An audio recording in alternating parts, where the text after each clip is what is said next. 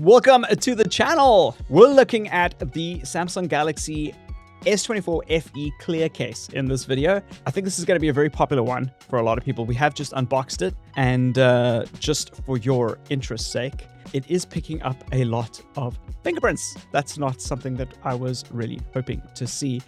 Before we even get started, I don't know if this is if this yellows. I assume that it might yellow because there is no like claim of anti-yellowing on it, and it's a hard case.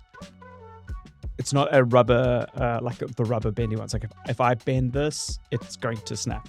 You can really see the fingerprints coming off the top of here, and we've just unboxed it. That's not really great. The inside is like a texture. I don't know why they would put a texture there, but maybe it's just so that dust doesn't collect, or when it does, dirt doesn't spread around underneath it, or actually not even sure, to be honest. I have found that the FE, because of the plastic back, does also collect fingerprints pretty easily. So whether you want them here or on the case or not, it's up to you. When the case is on, you don't actually see the fingerprints that clearly. But again, it's easy to wipe. You can wipe these down like pretty simply. Compared to the silicone cases, they're a lot harder to wipe, but they also don't need to be wiped as much. The trade-off here is that it is thinner, so you do get like a thinner case that's a lot more flush to the body.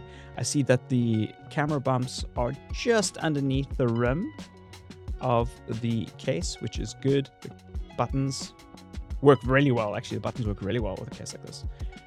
Holes are very well exposed, and obviously the bottom is it's not covering the entire bottom, just to keep the speakers and everything open.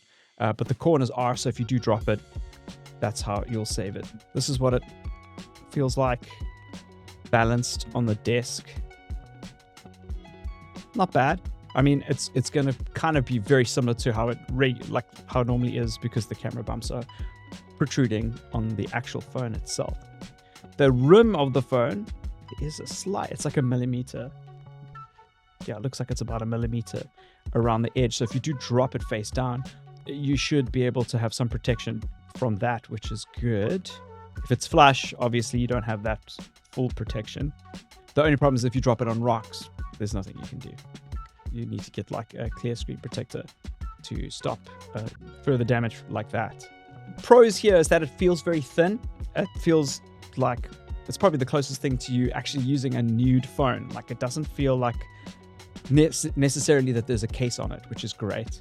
The cons, I would probably say, if it yellows, that would suck.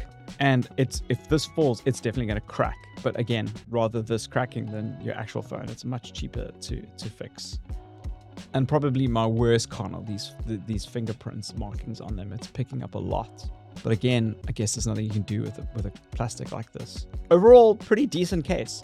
If you don't mind cleaning your cover frequently, it's a very decent case. You're gonna have the protection that you need, and it looks pretty snazzy. What do you think? Let me know in the comments below. Is this the kind of case that you want for your phone, or are you looking to try some of the other ones? I am going to be doing a series of these, so if you want to, make sure that you check those out, or watch the video that YouTube suggests on this one.